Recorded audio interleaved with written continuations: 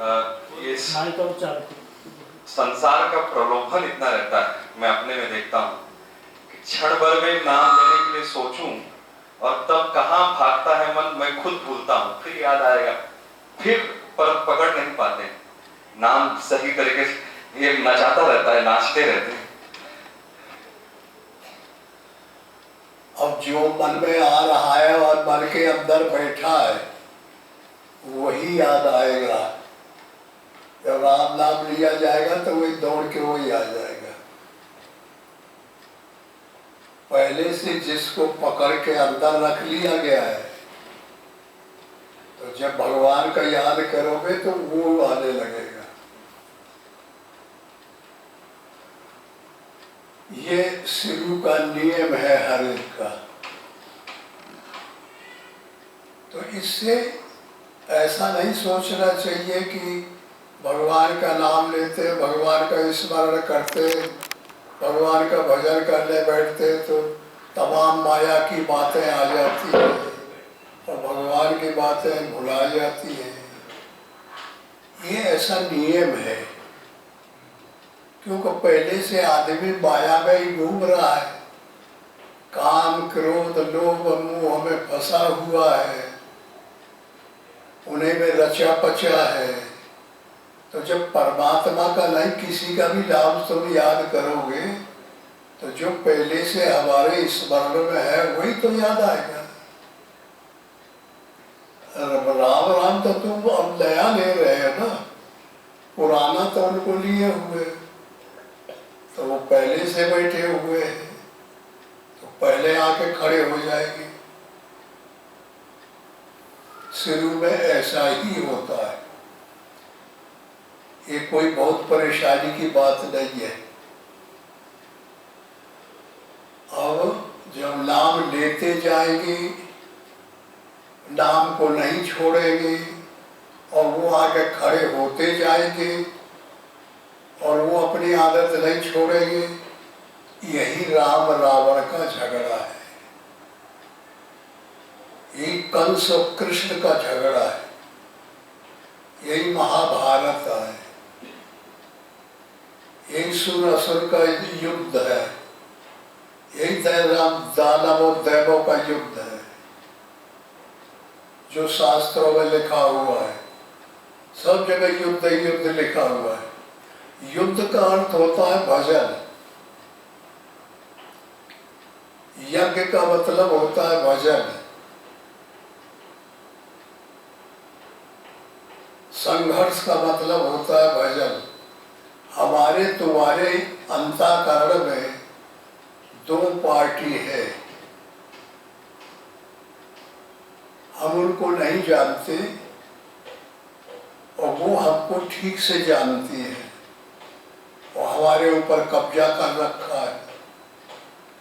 एक तो है सजातीय पार्टी और एक है विजातीय पार्टी।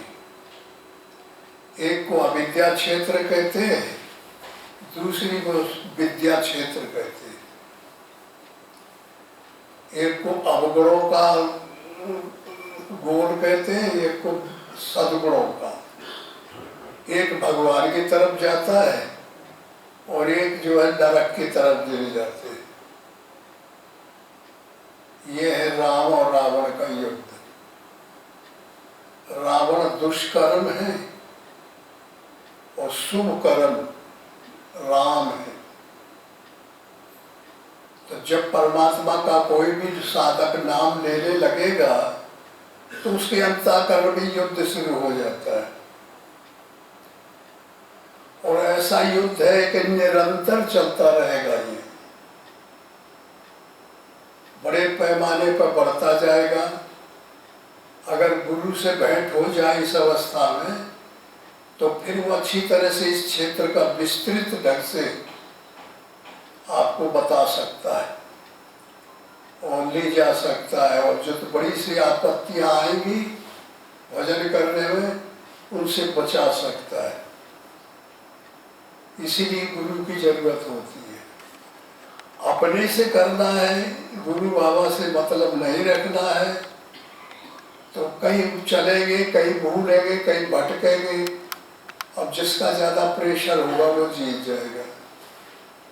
तो ज़्यादा प्रेशर तो पुराना जन्म जन्मों से काम, क्रोध, लोभ, मोह, मद, मत्सर, आशा, तृष्णा, विषय वासना उन्हें कर रखा है।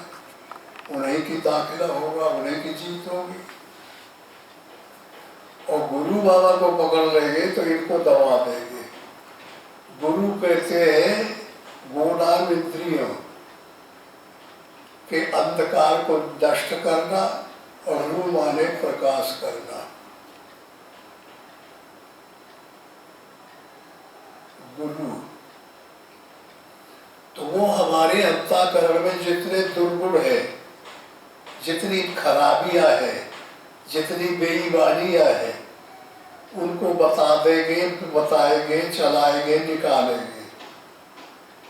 और जितनी अच्छाइयां है, जितने सद्गुण है जो परमात्मा की राह की तरफ ले जाते हैं, उनको निकालेंगे, उनको जागृत कराएंगे और उनको सहारा दे करके साधक को भगवान की तरफ आगे बढ़ा देंगे और माया से छुड़ा देंगे। माया का जो अनेक जन्मांतरों का ऋण लिए है साधक, उनके अंदर में माया के रहा है। तो माया इसीलिए तंग करती है कि हमारा कर्जा दे दे तब भगवान की तरफ जाओ। जैसे तुम लोग कोई नौकर रख लेते हो और उसको तमाम पैसा दे देते हो, ऋण दे देते हो, और वो कहता है कि मेरा मन नहीं लगता, मैं दूसरे के यहाँ जाना चाहता हूँ, मालिक मुझे छोड़ दो। तो छोड़ोगे? ये इतना लिए हो, इतने का इतना ब्याज, ब्याज की त्याज में त्याज, त्याज में त्याज इतना होता है। तो सब धर के दे दो तब फिर जाने देंगे। ऐसा ही नियम है ना। हाँ तो समझ लो, माया के कोई यही नियम है, फिर हमको जाने नहीं देगी। और इस माया के ऋण को छुड़ाने में गुरु बाबा क्यों समर्थ होते हैं? इसलिए समर्थ होते हैं कि उन्होंने अपना माया का ऋण छुड़ाया है। तो जानते हैं परमात्मा से कैसी लगन लगाना है, कैसी ध्यान करना है, कैसी भक्ति करना है, कैसा नाम जपना है। परा पशंति मध्यमा बेखरी, कौन वाणी से कितना लाभ होता है, कौन वाणी से हानि होती है। तो ये गुरु बाबा बढ़ाएंगे, आगे ले जाएंगे।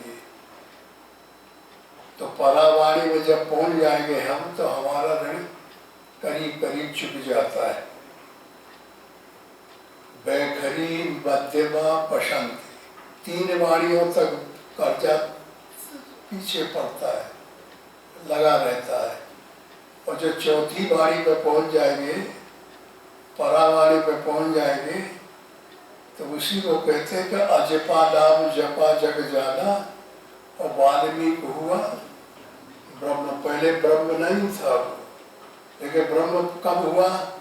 जो अजपा नाम जपा, जो चौथी वाणी का नाम जपा, तब वो ब्रह्म हो गया, भगवान हो गया। तो इस तरीके से वो उनको जरूरी है लेना, तभी हमारा संकट दूर होगा।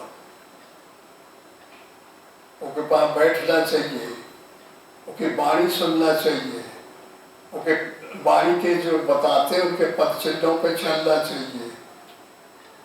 तो जब चलने लगोगे तो वो क्षेत्र दूसरा है, और अभी जो जिस क्षेत्र में हो वो क्षेत्र दूसरा है।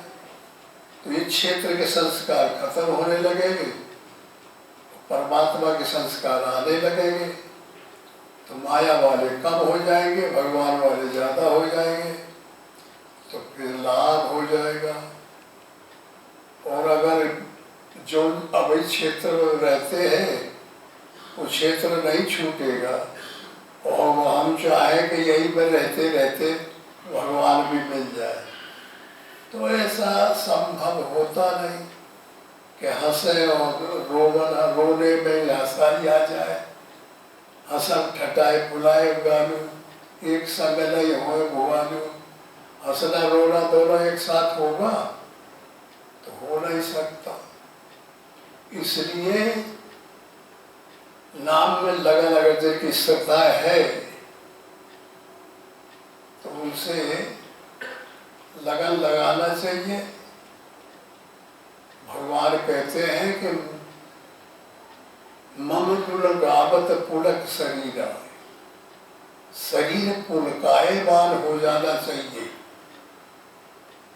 पुलकायमान को शायद नहीं समझते होंगे, हल्कापन आ जाना चाहिए, करुणापन आ जाना चाहिए, रोए खड़े हो जाना चाहिए। ये कभी कभी जीवन में ऐसी भी घटनाएं होती है जब ऐसा हो जाता है ना, याद होगा लोगों को, यही को पुलकायमान कहते हैं। मम गुण गावत पुलक शरीरा, गत गत गिरा, रोमांच होने लगता है, रुबाई आने लगती है, कंठ से शब्द नहीं निकलता, निकलता है तो कुछ अध टूटा टूटा टाटा निकलता है, गद गद होने लगता है। तो इस तरीके से जब करुणा आने लगे तब ये जो आके खड़े हो जाते हैं और हमें बाधा डालते हैं, भगवान का नाम नहीं लेने देते, उनके मुंह पे थप्पड़ पड़ेगा, उनको डांट के भगाने का प्रयास है। ये अच्छी बेहतरीन तरीके से भगवान से लगाव करेंगे, प्रेम करेंगे तो उनके ऊपर असर होगा, वो आएंगे तो उनको भगाने लगेगा, आने का उनका रास्ता बंद हो जाएगा। और जो लंप संप करेंगे, राम राम राम राम राम, मन इधर उधर घूम रहा है, मन भागा घूम रहा है, विषयों में जा रहा है और हम ऊपर से राम राम राम राम कहते हैं, तो ये अच्छा नहीं रहेगा। तो क्योंकि मन तो नाम लेने का मतलब है मन को रोकना, मन विषयों में न जाए, बेईमानी में न जाए, परेशानी में न जाए, परमात्मा में रहे। तो जब नहीं कैसे रुकेगा? जब नाम सही ढंग से लिया जाएगा। अब बैखरी बाणी से नाम तुम लेते हो, बैखरी बाणी तो यही है जो सुनाई पड़ रही है। जैसे राम राम राम राम कोई कहेगा तो मन इससे बारीक है, तो अंदर निकल के वो बदमाशी सोचेगा, निकल जाएगा ना। बात हम करते रहते हैं और मन सोचने लग जाता है, तो नाम लेने से कोई फायदा नहीं। नाम लेने का, भजन करने का, यज्ञ करने का, साधन करने का, कीर्तन करने का केवल एक ही मतलब है मन को रोकना। अगर मन नहीं रुका तो फिर कोई साधन नहीं है, कोनो कीर्तन नहीं है, कोई साधना नहीं है, कोई योग नहीं है। और मन रुक गया तो कोई साधन नहीं। मनेव मनुष्यानाम कारण बंध मोक्षयो, मनुष्यों का मन ही बंध और मोक्ष का कारण है, और कुछ नहीं है। एक परमात्मा और माया के बीच में संधि में खड़ा हुआ है। जब साधना करेंगे तो यह भगवान बन जाएगा मन। मन ही ज्ञान है, मन ही ध्यान है, मन है पारिक बानी, मन ही लिए हम ज्ञान कुटित मूल मनवाई अंतर्यामी। ये मन ही भगवान बन जाएगा। और जब बेईमानी शुरू कर देंगे तो उत्तम भगवान बना हुआ माया बन जाएगा। ये तो हमारे कर्म के ऊपर है। कर्म प्रधान विश्व रचना का जो हम करते हैं, ये सब का प्रधान है, इसको कर्म कहते हैं। ये सबसे श्रेष्ठ है। बाली एक बंदर का नाम था, उसको कर्म कहते हैं अध्यात्म में। वो सबसे बड़ा बलवान था।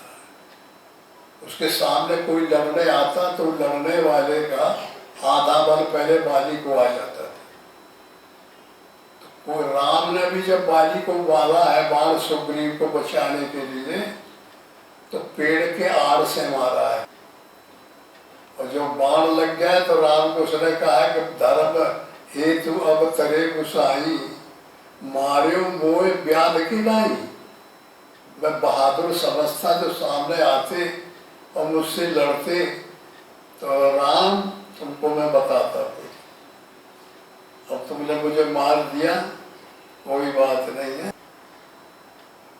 जानते कभी की कहानी, बाली की आंख में 6 महीना रावण रहा, पता ही नहीं चलता था। जो खुजली चली तो देखा तो निकाल घाट आया उसको। तो बाली कहते कर्म को कोई व्यक्ति नहीं, ये एग्जाम्पल है, उदाहरण है। अध्यात्म दृष्टि से तो लंका को कहते हैं आसक्ति, बकुश ब्रह्मांड सुप्रवृत्ति लंका। हमारी जो आसक्ति है शरीर में वो लंका है, उससे हम कैसे बचे? संसार रूपी समुद्र के बीच में है, उसको महल है, तो काया रूपी ये किला है, मोह रूपी रावण है, क्रोध कुंभकर्ण है, काम मेघनाद है, कपट काल्य में अभिमान है रावण है। ये सब जो है में भरे बैठे हुए हैं।